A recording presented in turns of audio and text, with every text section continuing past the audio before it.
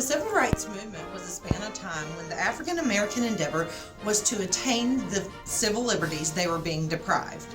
A praiseworthy course, the Civil Rights Movement was an unfeasible achievement that all blacks sought after.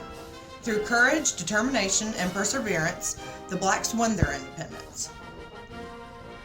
Jim Crow laws were not only established to segregate public facilities, schools, and voting, but also the U.S. military. One important event that motivated and changed society was the Tuskegee Airmen project.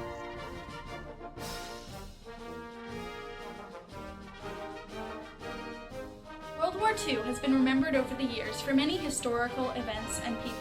Some examples of this are the bombing of Pearl Harbor, D-Day on Omaha Beach, and of course the Führer himself, Adolf Hitler. However, not everything about this bloody war of world powers has to be looked at in such a negative light. World War II also brought with it the end of the American Great Depression, the introduction of a female workforce, and of course, the creation of an all-African American fighter unit known as the Tuskegee Airmen, who forever destroyed the racist myth that African Americans could not be effective soldiers. However, we don't always talk about them. Dale H. Holman noted that until recently, records of the Tuskegee Airmen were largely ignored, and that most histories of the war do not mention the only African American fighter pilots that fought in the war. This negative understanding that of the world that these men came from is echoed by Carter when he quotes a study that was conducted in 1925 and concludes that colored Americans lack the necessary abilities, physical, psychological, and intellectual, to lead as officers and to be effective soldiers. And even more, they lacked aptness, dexterity, and agility, all of which are necessary to operate a machine as complicated as an aircraft.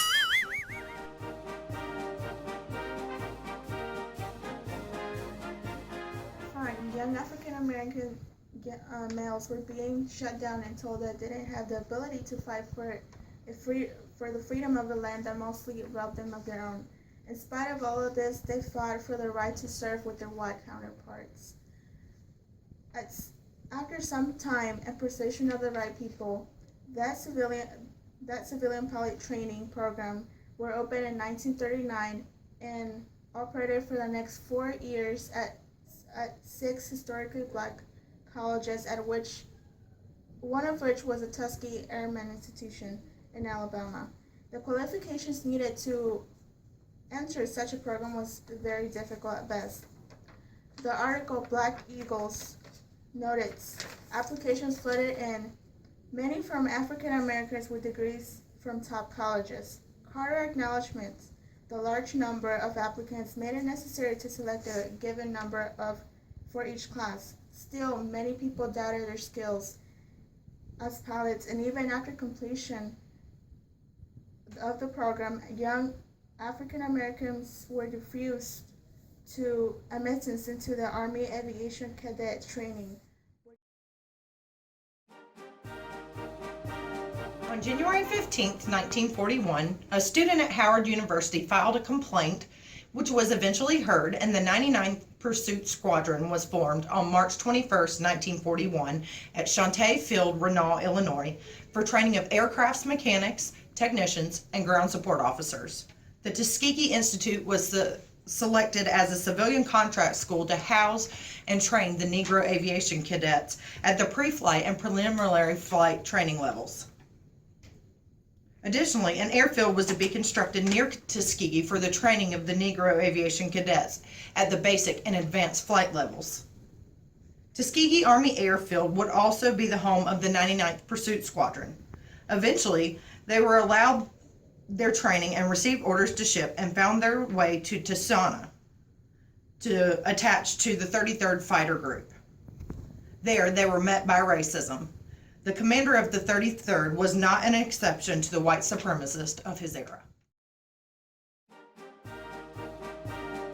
At the hands of the 33rd, the 99th was shipped to Italy, where they met up with 3 other all African American fighter units to form the now completed 332nd Fighter Group, which is now known today as the Tuskegee Airmen. These Tuskegee Airmen began to earn quite a name for themselves through their valiant efforts of the war. It is even stated that the 15th Bomber Squadron affectionately would refer to them as their red-tailed angels, and other bomber units would say that they knew that they would be protected if they had the 332nd on their side. They also began to earn quite a reputation for themselves with the enemy. The Germans both feared and respected these airmen, calling them Schwarzenvogelmenschen, or the Black Birdmen.